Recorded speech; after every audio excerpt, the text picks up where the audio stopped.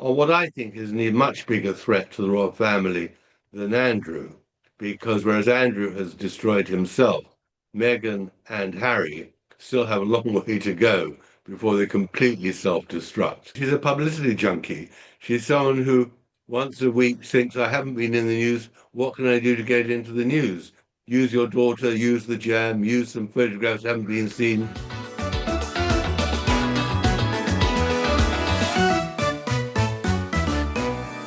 Hi everyone, Kinsey Schofield here, and welcome to Recollections May Vary, a royal recap. Today, investigative author Tom Bower is in the hot seat. The writer behind Revenge and Betrayal joins me to break down some of the biggest royal headlines over the month of May. From palace prison predictions to Sussex controversies, we're covering it all. So let's jump right into it. Tom, so good to see you. You know I'm your biggest fan, Good to obviously. see you. I wanted to ask you about typically we kind of say on the Sussex beat, but some interesting developments last week when it came to Prince Andrew, former Prince Andrew. He's currently officially under investigation over allegations of sexual misconduct for an incident said to have taken place in 2010. These were the headlines. I believe it was Friday morning, maybe Thursday or Friday morning that came out. King Charles over the weekend reportedly keeping his distance from his brother, despite staying just a few miles away from him at the Sandringham estate. Uh, really, what can he do? We would be highly critical of the man if we saw him engaging with Andrew. Don't you agree? Absolutely. I mean, there's no way that the king could visit his brother, and nor do I think he'd really want to. There's very little they can say to each other. I mean, Andrew is in what can be called internal exile. He's absolutely cut off from the rest of society and of Britain. But what I find fascinating at the moment is that the police seem to be finding difficulty in getting the evidence to in any way prosecute Andrew on the sex charges anyway. And I Wow. think that's really because, other than Virginia Giuffre, no other woman has stepped forward and claimed to have been, in her own name, quite openly attacked by Andrew. And I think that has always been the problem. And that'll get worse, I think, as the police try to discover the evidence. And on the relationship with Epstein, the problem is he's got a great answer that he was batting for Britain, giving Mm. Epstein information, privileged information about Britain's trade relations. He could say was to help Epstein help finance British trade or whatever. So Mm. I think, he's clearly a most terrible man who we must always remind ourselves lied on the BBC interview in unbelievable measure. And he is repulsive in his behavior. But that's a long way from saying that he's criminally responsible. And when you see headlines about the king avoiding Andrew too, do you wonder if it's a necessity because these are cases that are currently being investigated and technically in the UK they prosecute under the king? So could that be misconstrued as an interference in an investigation if we see King Charles engaging with somebody that's currently under investigation, even if it is his brother?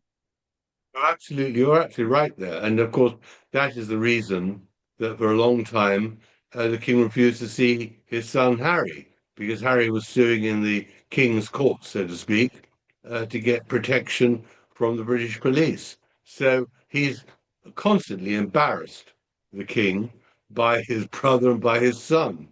And in any case, uh, the king, after his terrific success in Washington, the last thing he needs now is in any way to be embroiled in any sensation or controversy with Andrew. The best he hopes is that somehow he'll be forgotten. Hmm. I mean, so it sounds to me like your prediction is Andrew might stay wrapped up in investigations, but the reality of Andrew going to jail, it might be more difficult than it sounds. I mean, I think we're going like, there's this investigation, this, I've lost count of how many investigations. Well, if you're a betting person, then you would say, due to the amount of investigations, surely somebody's going to get him. But it sounds to me like you're saying that might not necessarily be the case, because what you need are victims that are willing to identify themselves and come forward and take him to task themselves, and they're struggling to locate people that are willing to go on the record. Well, they're struggling, and that has been, other than Jeffrey, as I said, there hasn't been any other women who've come forward. Now, there could be good reasons for it, because they want to lead their private life and don't want to regurgitate what happened many years ago, and don't want the all the bad publicity that would follow. Mm-hmm. But that is the problem of the prosecutors, and I Yeah. think the police jumped in because of public opinion and because it did seem an easy target. But now I think they're finding it more difficult than they could have imagined. And of course, if they fail to prosecute, there will be uproar. People will feel that some will say that Andrew's gone away because of his privilege or one thing or another. So I think they've got to try their hardest. But I don't think it's, at the moment, it doesn't seem they're making much headway. Let's see. You're absolutely right. There will be a ton of negative response if nothing actually comes to fruition, and they will say he got away with it scot-free because of the king. The king doesn't want that either. So that's a very difficult position for those investigators that they're in. What's going on with Fergie? Do you miss Fergie? Where's our friend Fergie, and how do you think she's reacting to those P Diddy headlines? Often, Well, whatever spa. I think she must be absolutely miserable in her wherever she's hiding out, and that's interesting. And knowing that her daughters too are Mm, taking the flak. I mm, mean, that whole family has crashed to to the ground with a huge wallop, and no one feels any sympathy for her or her daughters. In fact, their best bet is to stay in the shadows, but the daughters can't resist a bit of publicity, and that always arouses people's interest in what's happened to their mother. But she's pretty much stayed hidden. yeah, I'm sure she's in a terrible state, wondering whether she should write her book or not, because that would at least give us some money. exactly. Do you said no one feels sympathy for the daughters. I agree with you. I know I have received a little negative backlash over my criticism of the daughters, but it's my understanding that they engaged in a lot. Well, first of all, they voluntarily jumped on an airplane and went to visit Jeffrey Epstein after he was released from jail for being a sex offender. And then, I think that they recognize that some of the financial gifts that they received or relationships that they developed through their parents might not be on the up and up. But that's my personal opinion. I also will probably never forgive Eugenie, who I've seen several times out here in California with Prince Harry. It feels like there's a lack of loyalty there to Prince William, who's going to be the king one day. So I agree with you. I really don't sympathize with the girls. I had the author Andrew Lowney tell me he felt like they should give up their titles and give up the homes that they received thanks to their proximity to the royal family. What is your take on that? Well, they do have access, they do have flats, apartments in St. James's Palace, which I think should be taken away from them. I mean, initially, my feeling was that the sins of the parents should be visited on their children, but I've changed my opinion on that now because I hadn't realized at the time how they really had exploited their titles for financial benefit. I knew they were lazy and they'd had 10, 15 holidays a year at Yeah. other people's expense. But I think now the royal family has to draw a line, and I think that's very much what William and Kate want. The question is only when and where. I think they've been clearly been told to try and keep a low profile, otherwise they will be in trouble. I Mm, think they all have. But I think that's something which the king, he needs to get through so much. He needs, first of all, to get through the Andrew investigation. He needs somehow to settle with Harry, who is due to come to Britain in July, and they're causing trouble. It's not easy, and they're very thin on the ground, the royal family. mhm. That is another problem. The Queen isn't that well, and it is a struggle. Let me ask you about Harry and Meghan because Betrayal was released this year, and I felt like the second Betrayal was released, of course, they accuse you of, I don't even remember the way that they phrased it, that they accused you of having, having it out for them and not having your facts straight, which is hilarious coming from the my truth couple. But Betrayal comes out, and it almost seems as if there is a wild PR pivot right after your book is released. And maybe it's the departure of Meredith Maines. I don't know. But now Meghan Markle is Mother of the Year. She's really trying to push the family stuff, Disneyland pictures, all of this happy go lucky, no, I'm not a mean girl, I'm a sweet mom, story. Harry is in the Ukraine. Harry is writing articles about anti-Semitism in the UK. First of all, let me ask, am I crazy in feeling like there's been a shift in the tone or the shift in the way that they present themselves in 2026? No, I think you're absolutely right. And I think my book, Betrayal, landed just at the right moment, just as they were shifting gear, having fired Meredith Maines, which I'd been told about it was likely. But the book altogether casts a whole new light on what I think is a much bigger threat to the royal family than Andrew, because whereas Andrew has destroyed himself, Meghan and Harry still have a long way to go before they completely self-destruct. And the process is fascinating, and that's why I wrote the second book, because what had happened in the previous 3 or 4 years was so extraordinary. And now I think that their whole operation, well, which is now poorly financed because they're not earning real money anymore, is survival. They are desperate to make sure they don't go under and finding ways in which they can somehow prove still relevant.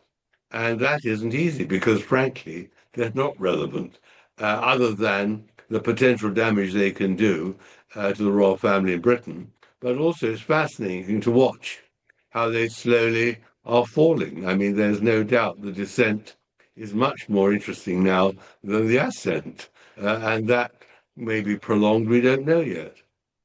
You talk about desperate. What was your reaction? Because mine was disbelief when you realized that someone from Meghan's camp approved uploading pictures of Meghan with sick children, with victims and survivors of the Bondi Beach shooting up on an app where you can purchase the clothing she's wearing while sitting next to these families and these sick children. Desperation is like the best way to describe that, but there's also like a little bit of shamelessness in there that it's really hard to comprehend that somebody would be like, yeah, I'm thinking about all the steps and all the repercussions and it's all systems go. The exploitation of the situation. Yeah. I mean, it worked for Meghan when she was in the so-called royal tour, which I describe in Betrayal in Nigeria and then in Colombia. And she did, of course, the same when she visited Jordan with the World Health Organization. But Bondi Beach was a terrible, terrible mistake, as was her trip to Australia. She fell flat on her face. And she tries to empathize. Well, she did it, of course, in Texas when the school shooting happened. She flew there to lay some flowers and then ignored her father, who at the same time had had a near-death stroke. I mean, everything is for commercial and for personal publicity. Um, I think the Bondi Beach was gross. It was insensitive, but it showed the real Meghan. Mhm. Anything to earn a dime, anything to promote herself at anyone's expense. And unfortunately, I feel that their trip to Jordan, which followed that, was very, very badly ill considered. It was a great mistake of theirs because, of course, that is what triggered Harry's article in London in a magazine called The New Statesman about anti-Semitism, where, of course, he attracted a lot of criticism. First of all, because the article read as if it had been generated by AI. No human being could have written a lopsided article like that. It was absolutely turgid prose of the sort that AI and chatbox professionally produces. But also, of course, he forgot to mention what started the whole saga, which, of course, was October the 7th attacks. Mhm. And really, what he lets himself down with and exposes his prejudice is when he keeps on talking about the suffering of innocence. Well, if there wasn't suffering of innocence on October the 7th, when was there? But he Right. forgets to mention them, as he did, of course, when he and Meghan visited Jordan to visit the Palestinian victims there, are cared for by the very anti-Israeli W Health Organization. So, they are keep on seeking opportunities to appear in public, keep on seeking opportunities to promote themselves as great humanists, and keep on making mistakes because they don't realize how complicated the world is and how they're totally ill equipped to cope with those complications. Yeah, I mean, Meghan was photographed in Geneva with somebody that has been accused of racism and sending sexually inappropriate messages to coworkers, I believe. They were photographed in Jordan with people that had pro-Hamas propaganda littered on their social media. When you talk about ill-equipped, you know, these two, they don't do their due diligence. They want to show up, they want their picture taken, and they want to get out of Dodge, and they want to sit back and read the praise. I mean, it was like copy and paste for some of the tacky outlets that worship at the ground of Meghan Markle. Meghan Markle's powerful speech was like, I found 5 different websites that literally had the same, almost the same headline. Meghan Markle gives powerful speech. They don't want to do the work. They don't want to do the research. And I think that that's why they have fallen out with Spotify and in some cases Netflix. But how can the palace allow them to continue to do this while utilizing their titles, which, if perception is reality, and so people are assuming that there is an association to the royal family when it's the Duke of Sussex writing an article in the New Statesman. How can they not step in? Because these two are jeopardizing the credibility and the authority of the British royal family. But I agree, and for many years I've been saying that the only solution will be to strip them of their titles. I think the difference between the Jordan visit and the Swiss by Meghan was that they clearly had a relationship with the WHO, Mm-hmm. and Meghan has always shown a sympathy for the Palestinian cause. I show in my book how she gave a grant, Archwell gave a grant to a pro-Palestinian group in America, I think in Michigan or somewhere. But the New Statesman article was a whole new different ball game. This is where Harry, trying to speak about Britain, which he's barely visited for many years, tries to talk about anti-Semitism and racism, of which he knows absolutely nothing. But the real Except issue for is the this Nazi issue, costume, except for the Nazi except for the costume he Nazi wore. code. That's right. He said he admits he made his mistakes. But you see, the real issue, and this is what's so fascinating, is what he's going to do in July. Mm-hmm. In July, he's coming to England for the rehearsal of the Invictus Games, which are, of course, the games for injured soldiers and men and women in the services. And he's going to the city of Birmingham, which has a huge Muslim population, which has been absolutely viciously anti-Semitic and kept out through a series of lies and corrupting the local police, kept out the supporters of the Maccabi football team who were due to play a local team called Aston Villa. Mm-hmm. That's some months back and caused a huge row. The police chief lost his job. Now, Harry is going to find that, of course, part of the Invictus Games includes a team from Israel, the very people who've been fighting in Gaza and Lebanon. So, what's he going to do?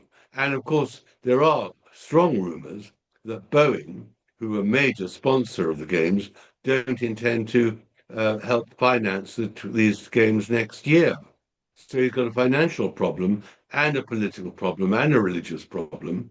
And how does he cope with it? Well, Harry, unfortunately for him, is a person who's least well equipped to cope with those sort of problems. And he's got a wife who flies all the way to Switzerland, clearly for a fee, to deliver an inane, purposeless speech for the very good reason she's got nothing to say. Yeah. She absolutely can only talk about the same thing again and again and again ad And nauseum. how are we supposed to take her seriously when just days ago she'd posted a picture of Lily on Instagram? You're telling us AI is bad while using an app that where we can shop your closet thanks to AI, and you're saying keep kids off the internet, protect children from the internet, while you're exposing your children without their consent to vicious strangers online. Absolutely. I mean, that I was going to say that was absolutely, and of course, she's been doing it constantly. The use of her children, as I document in the book very clearly, is unbelievable. And it's always Lilibet, much more than Archie. It's always the exploitation of Lilibet and the coy shot, but it is terrible. But of course, we haven't mentioned her attempt to re enter the jam market, which is pretty amusing. How she also on Instagram featured her jam, which no one wants to buy, which millions of bottles are stacked up somewhere in some godforsaken warehouse somewhere. So it's absolutely hilarious watching them struggle for survival. And it's going to be a fascinating story to see how they financially even cope with the world they're now living in without an income. It's frightening to even imagine, although actions have consequences, Tom Bauer. Talk to me about Invictus because we're seeing leadership step down. Very important people that Prince Harry had a lot of faith in that are stepping down. The potential of big sponsors dropping out. Does it, you document the Senebale fallout so beautifully in Betrayal. Is this giving you deja vu at all? Well, absolutely, and deja vu with gold brass tacks on. I mean, we're now talking about a international sports competition, which is very, very worthwhile, which of course has fallen into the clutches of Meghan, because she exploits it mercilessly to promote herself and her clothes. And the moment she leaves the venue, whether it's Vancouver or Düsseldorf or whatever, the interest in the games falls to zilch. And of course, she hoped to do exactly the same in Birmingham in July. That's what Harry asked the King to facilitate. I'm sure they won't help her. I'd be absolutely appalled if they did anything to let Meghan come and parade her clothes here. And the games, which, as I say, are very worthwhile and much enjoyed by the 500 competitors, are jeopardized by the antics of the founder, Harry, and his wife. And that again is something well worth watching because the British government and everything will finance a lot of the games, and the sponsors will undoubtedly have concern that they're being exploited by Meghan. And Harry can't keep it together if he loses important leaders. It's very interesting. We're going to see in a few weeks' time what the result is. You know, Meghan had a stop on the way home from Geneva in the UK, and we only know about this because she posted on Instagram a very bizarre love letter from the flight crew to her. Happy anniversary. Um, I've never seen somebody try so hard to prove that they're not the most unpopular person in the world. Actually, someone who fled England because she needed her privacy. Never Yeah. let us forget that. I Yeah. mean, I know it's absolutely astonishing. And then, of course, the publication of all her very top secret wedding photographs Oh, yeah. to mark the 8th anniversary. That as well was absolutely another invasion of her privacy.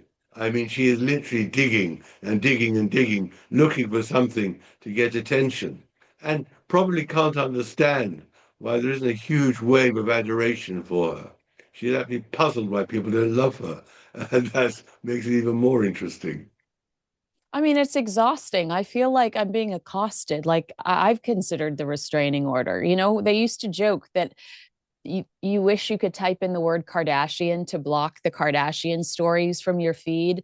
I mean, I would do it with Harry and Meghan because she is clearly so desperate. When it comes to those pictures too, it doesn't feel like a very clever business strategy because I think that I do think that there are outlets like Netflix or a Penguin Random House, a book publisher or a streaming service that would see the value in some of those never before seen pictures for a documentary about hair, 10 years after Megxit or the 10-year wedding anniversary. If I were her, I would have held on to those images because I think somebody would have paid for them eventually. And here she is giving them away because she wants that dopamine hit. She wants to see her name on the headlines of People magazine and Us Weekly and some of these other places that pander to her, oohing and awing over these pictures. Well, she's a junkie. I mean, she's a publicity junkie. She's someone who once a week thinks, I haven't been in the news. What can I do to get into the news? Use your daughter, use the jam, use some photographs that haven't been seen, take a paid trip to Switzerland to hope that somehow you get noticed again. I mean, there's a grid. The trouble is, it gets worse and worse for her. But of course, we're not sick of it. We just Yeah. want to see how it'll end. It's going to be fascinating. And in my view, it won't be too long because there is a limit to the tricks she can pull. There is a limit to the number of stunts which she can actually summon up. And then will come the sort of the reckoning, and that's what we're all looking forward to. Well, I am. Oh no, no, it's okay. The audience is with you. I can guarantee the audience is with you. We mentioned the Geneva trip. Was there something really embarrassing about the fact that she was talking to an audience of none? I mean, watching the people walking around the event totally unfazed by her, not grabbing their cell phones to capture a picture or video of her. They couldn't care less who she was or what she was doing. I felt like that event harmed her more than it did her good. Like I know we always joke that she's trying to be the second coming of Angelina Jolie, although Angelina Jolie would never do a carousel of 20 pictures from her wedding.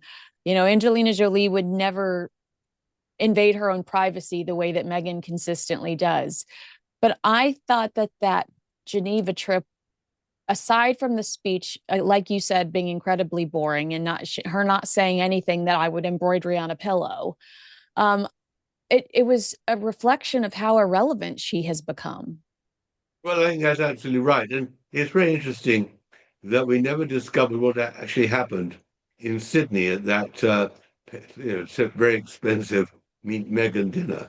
Uh, Clearly, they made sure that nobody was able to publish anything embarrassing and all the rest. And then she exposed herself in Geneva and gets a wallop of Yeah. muck, self-made. So that's her problem. How does she find a venue? And that is actually, if I could say finally, what I do think is actually her tragedy. If she had stayed in Britain, if she'd just accepted the rules, she would have been a much loved member of the royal family. She Mm-hmm. would have gone to open a hospital or a children's clinic, or she would have been seen a few times a year at various venues. Harry would have retained his popularity. People would flock to see him and listen to him, and she would have had a very comfortable life. But she thought she knew better. And there is something which is absolutely true in this world, that as you go up, many people are waiting to see how you come down. And she made some very, very poor strategic errors, thinking she could profit from the title without any consequence, without paying the dues. And of course, in the end, I have no doubt there'll come a day when they both lose their titles and their children too, because they will just be forced to go too far for their own survival. And at that moment, the same will happen to them as what's happened to Prince Andrew I or mean, Mr. Mountbatten Windsor. I agree with you, but I also want to clarify that the reason we would still love Meghan Markle is because the handlers at the palace do such a great job of making some of these characters tolerable. I mean, I think that the Harry we see today is probably who Harry truly is. And the Harry we fell in love with was the picture that the palace painted that we liked. but I don't know if I really like. I think we're seeing who Meghan Markle is, and I don't like her. But when they were under the cloud of the palace, where everything was protected from speeches to who they were pictured with to the way that they dressed, when they were under that control, and I hate to use that word, but when they were under that highly choreographed, you know, whatever you want to call it, system, they are likable. But maybe we are seeing who they Absolutely. truly are and they're No, not. no. I mean, what is very interesting, which I was surprised by, and comes up early in the Betrayal book, is when a very, very famous member of the British establishment, really a household name, is asked by the Queen to explain to Meghan before the wedding what life will be like. And that person goes to visit her every 3 or 4 weeks in Kensington Palace. And after the third and fourth visit, tells the Queen that Meghan has absolutely no intention of staying in Britain after the wedding, and there's a lot of trouble ahead. Of course, Mm. it was too late to do anything, but they saw it long before that glorious day in June. And I'm afraid that that is her problem. She is very calculating and very ruthless and very self-promoting, but she's taken on more in the end than she can chew. And I do think in the end, one of the greatest mysteries, which I got glimpses of and reveal them in the book, but whether she's really happy or miserable, Mm. whether she realizes what an awful fate awaits her in the years to come when she hasn't got any appeal at all, and people on the whole are bored to death with her and her jam and her silly speeches and ridiculous shots on Instagram, and suddenly becomes an irritating irrelevance. And that is really, I think, in her darkest moments, her greatest fear. What happens when the show stops completely because the world is not interested? Wow. Well, Tom Bauer and I are going to let you know because we're on the case. We're staying glued to this story, and we'll stay on top of it and keep discussing it with everybody that's watching. Yeah, so basically, you're absolutely right. So much of this, if you're watching this kind of unfolding and you're confused as to how they got from this place to that place, well, the answer is revenge. The answer is betrayal.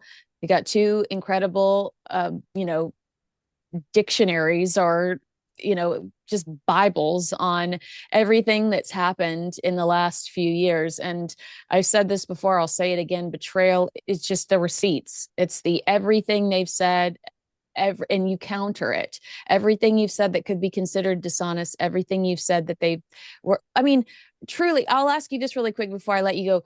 They've announced 4 Netflix projects: Meet Me at the Lake, the wedding date, this new Afghanistan project, the Polo Show. What are the odds, in your opinion, that those will actually come to fruition?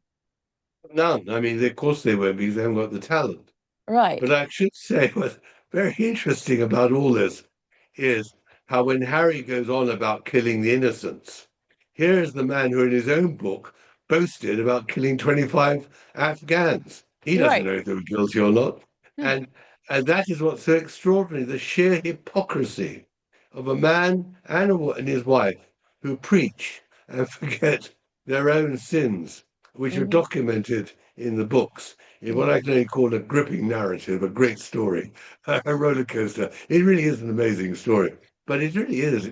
I mean, that is really what is the punishment of these people. It's that they're being such hypocrites Yes. to preach love and forgiveness and all the rest of it, and then boast about shooting people from your helicopter. What an extraordinary lack of self-awareness, I both of love, them love, suffer. love forgiveness. Sorry that you lost your limb, Dad. Not my problem. Love forgiveness. Sorry that Prince Philip died. We're still going all in on Queen Elizabeth. Love and forgiveness. You're absolutely, but that's why I love betrayal, because I'll be like, I remember when they said this. I can go look in your book and see that you have the receipts for everything that counters that. It's an incredible book. It's very well researched, and I'm so grateful that it exists. But we want So go buy it if you haven't. What the heck are you doing with yourselves? But agree with us, disagree with us, let us know in the comments below. Make sure you like, subscribe, and share this video with a friend. Tom Bauer, you're my favorite date. Thanks for being here today. I look forward to seeing you again very soon, I hope. And I love picking your brain. Thanks for your knowledge. Lovely being with you.